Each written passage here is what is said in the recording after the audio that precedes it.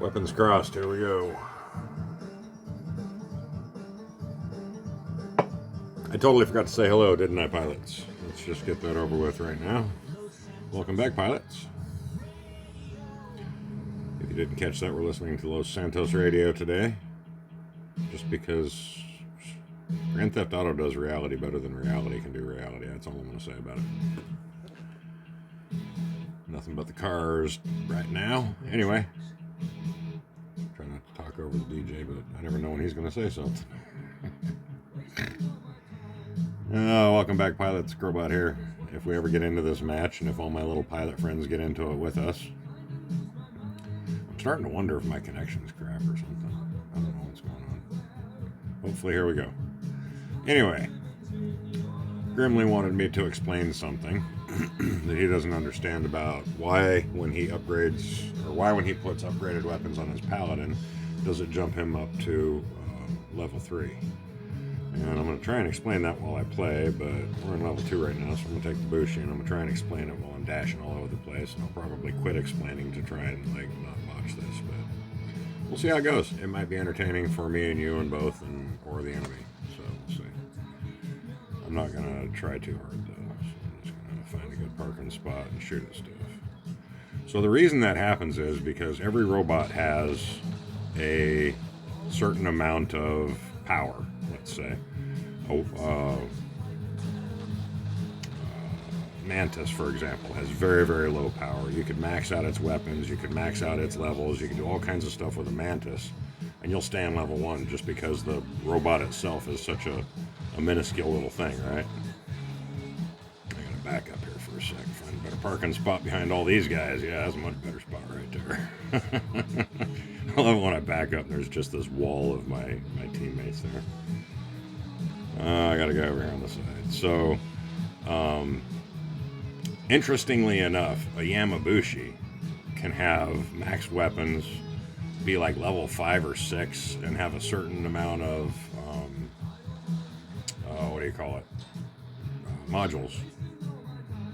And there's an actual recipe out there that tells you how to build exactly what you need to stay in level 1, but have the Yamabushi that's just like right on the edge of level 1. If you upgraded anything, if you sneeze, it goes up to level 2. So the same thing applies at from level 2 to level 3. Any given robot in your arsenal, and this is solely what it's based on, will put you above that line. All your other robots could be down in level 1, but you got one robot that's so badass it puts you in the 3rd tier. That's what's going to happen, and it doesn't matter how many pilots you have.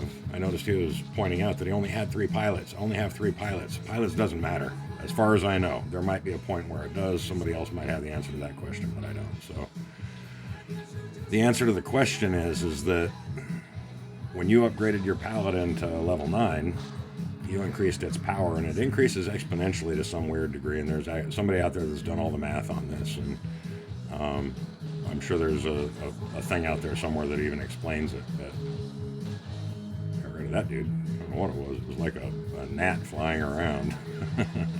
This must be AI, because otherwise he'd be shooting back at me, I would think. I mean, I'm not even invisible or nothing, and anybody sees a Bushi not invisible, they're targeting it, because that's what you do. So I hope that makes sense. I hope that explains things. Immediately buy yourself 2 more pilots and build yourself 2 more bots, because it's that one robot that puts you there. The rest of the robots are still in level 1 or 2 or wherever they reside power-wise.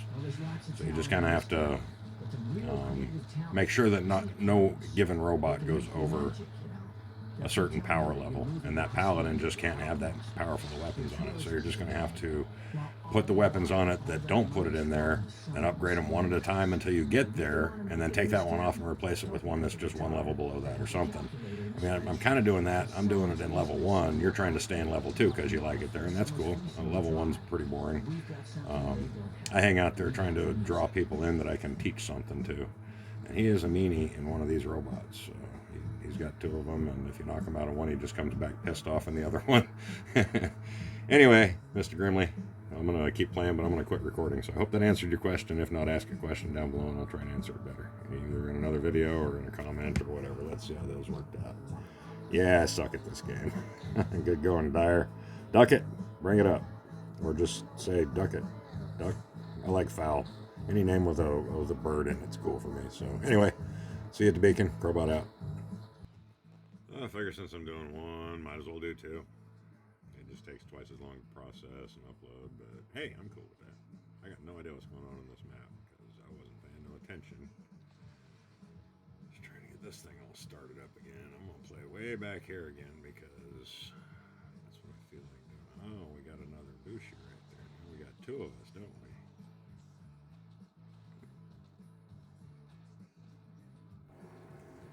All right, pilots. Current me is going to narrate while past me is playing because past me doesn't say much because this is a very intense game. You'll notice I'm in a Bushi and the guy in front of me is in a Bushi and that guy's not in a Bushi, but that guy is. But that guy's not, but that guy is. And that guy's not, and that guy is, and that guy's not, is not. Anyway, I don't know if that guy's on my team or not. I wish when people were on your team, so he dashed out and dashed back, and they're invisible, it would show you better, but it doesn't. So now it's showing me because I targeted him. But I have such a hard time playing at the higher levels because everybody's so stinking invisible, and I can't tell who's on my team and who's not, who I should be shooting at. And by the time I figure that out, I'm dead. So that's why I play at the lower level. Level 2 is juicy enough for me. Had a match earlier today. I wished I'd have recorded that was level 1 match, but there was 6 people on my team and 5 people on the other team, and it was chaotic. The difference is nobody goes invisible, and I think that's exactly, I think I just figured it out in these last few matches that I don't like playing at the top because everybody's freaking invisible. And here I am rolling around an invisible bot, but the Bushi's always been my favorite to play. The Viking's my favorite mostly because of the way it looks and because I know how to play it in a way that I don't like die, but it's not capable of doing a lot of damage real fast unless you got, I don't know, ghosts or torches or something, or a drone. Without a drone, the Viking's pretty worthless. It's no stronger than a Watcher without a drone, so there you go.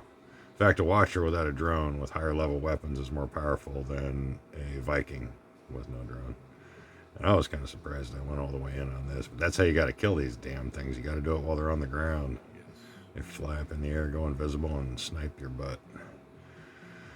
Anybody driving one has one that'll one-shot you. And there's another one right there, I believe. Yeah, remember the name, Tian Long. I don't know what they're supposed to be, but I think they're ugly, and I don't really want one. I don't know. I mean, that's the jumper, but it's not a jumper. It's a fly. It's stupid. They kind of ruined the game with these last batch of bots. I don't like the car bots. I don't like the ones that came out of the junkyards. I only really like this one, the Viking, the Legionnaire. I mean, those were the bots that were the top. They had just recently come out when I started this game. And what am I dealing with over there? I don't even know. It's a Bushi.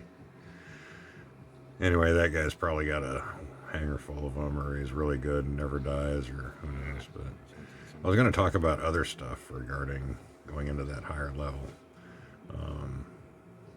And I think I pretty much covered it in the last video, or the last portion of the video where I was playing, but mostly I don't think number of pilots matters so much. Maybe if you go over 5 it does, but I've got 5 pilots and I don't think it makes a difference. It's all about that individual robot that puts you over that threshold. So if you end up going into the next tier and you want to back up to the previous tier, whatever upgrade you did on whatever robot you upgraded on, when it moved you into the next tier, is the upgrade that puts you there. Go back, take that weapon off the robot, put something of lesser power on the robot. And somebody behind me there sneaking up on my backside. Until you teach you a lesson or two. Go back, take that weapon off, put something of lesser power value on it, and that'll put you back down in the previous level, and that shows you where you need to be. It's going to be the robot that's to the leftmost spot. There's Bushi creeping up on me. I'm trying to get the hell away from him because you got to have flames and you got to be able to drive one of these run-ins to kill one of those things.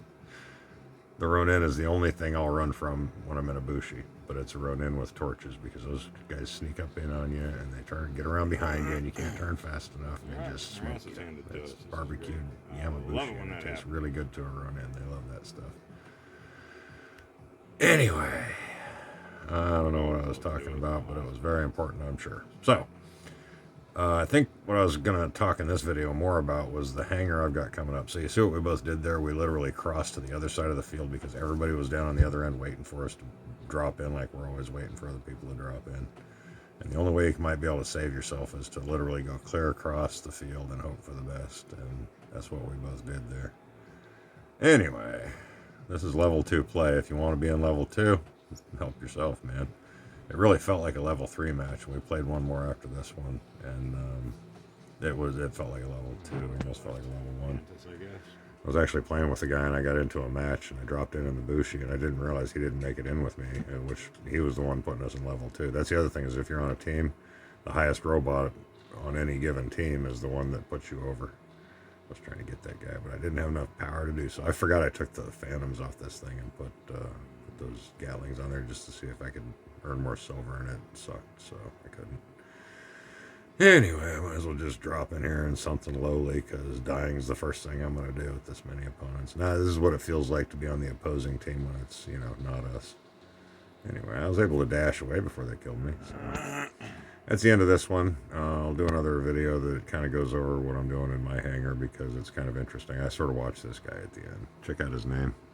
I think it's pretty cool. We got out of this match. I got back to the thing, and I said something about I'm crying about it because I'm a pussy or something like that. Anyway, he's really good in a Bushi, and unless you're good in a Bushi or something that can kill Bushis, he's probably going to beat you.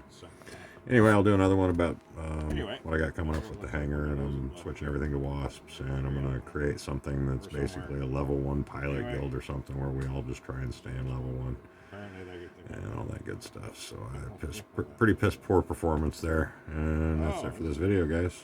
I'll see you at the beacon. Robot out. I don't know what to do. Anyway, see you at the beacon, pilots. Robot out.